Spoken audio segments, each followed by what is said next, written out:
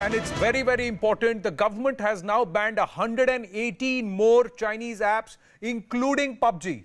This is very, very important, even as we are speaking about what we need to do as a nation in terms of understanding our strategy. We are given to understand apps like the Apus Launcher Pro, Baidu Express Edition, FaceU, Camcard, all of the Camcard apps, super clean. We've got WeChat, government WeChat. We've got Tencent Wayun, Cyber Hunter, Knives Out, and you also have PUBG Mobile Lite, all of them, Dank Tanks, Warpath, Game of Sultans, and we also have Message Lock, App Lock. So it's a total big, huge list of 118 apps.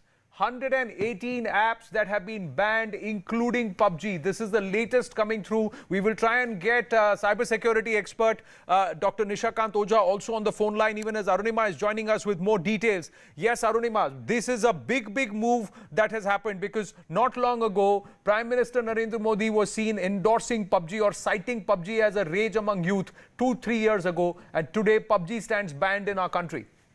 Yes, a lot of water has flown down the Galwan Valley since then, Anand. TikTok was also something for which their contribution to Prime Minister's fund had received thumbs up from cabinet ministers. But then since then, situation has changed. The charge against these Chinese apps is that they are not only misusing the data that Indian users are giving them, but also sharing this data with Chinese intelligence agencies. So given the situation along the line of actual control, given the kind of tension that India and China are seeing, government is not willing to take any risk. That perhaps answers your question about the Prime Minister giving the thumbs up to PUBG earlier. Now coming back to which are these apps which have received the red signal from the government, about 118 of them, you named the big player, PUBG there, but there are also in this, I'm just reading them out, there is Camcard, which is a business card reader.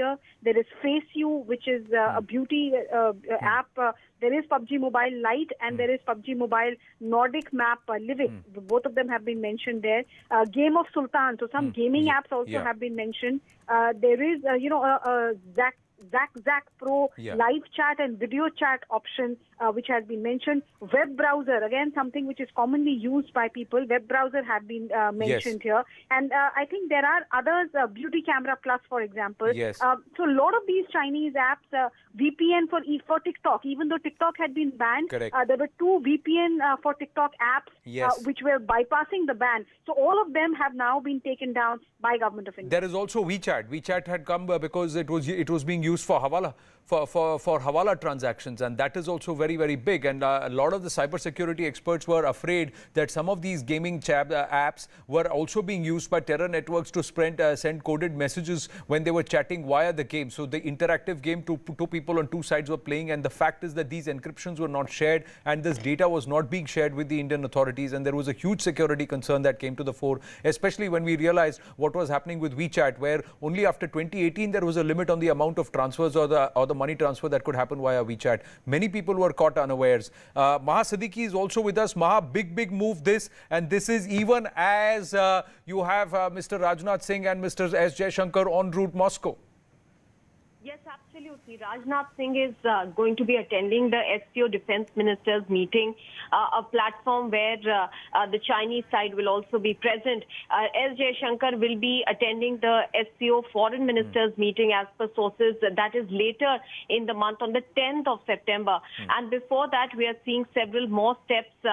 This is a very important step that is being taken yet again as far as the apps are concerned. Now, remember, there is a security angle, of course, attached to this. That has been the point that has been made by India time and again, that the banning of the apps is because of national security. America has also been raising concerns with regard to the technology and apps from the Chinese side, primarily because they believe that many of these companies operating in China have an understanding with the Chinese Communist Party to share the data with them. So where is the data of the user going, the end destination, is a very important factor here. But apart from the security angle, this also hits on a very important aspect of their business as well. Right. We did know that, the Global Times, which is virtually works like a mouthpiece of the Chinese government, had put out the losses that were being suffered by TikTok's parent company, ByteDance, just by the ban that India had imposed. So it has both factors there, the economic angle involved as well, which India wants to hit China with at the current situation where China is unrelenting as part as its aggressive moves continue in eastern Ladakh, with them opening up a new front now on the southern border of the Pangong Lake. So even as the situation there, India is dealing with it, it's trying to take a calibrated response against China in several other ways as well. Well, Maha, thanks for that. We also have Arunima, who's just put out the statement that the Press Information Bureau, Government of India, has also put out. As I'll read out some excerpts of that very clearly, we have also Dr. Nishakant Oja, cybersecurity expert, who's been regularly advising the government also, with us on the phone line. Dr. Oja, this is a big move, because you had cited the other day that even though TikTok was banned, and you were speaking to us here at CNN News 18 when you said that 2 of their VPNs are still active. You said WeChat was still accessible, and you said that there is concerns about PUBG and some of the other apps, and all of those are now banned. It's 118 apps that find themselves in the banned list by the government now. Yeah, exactly, Anand. It's a serious concern.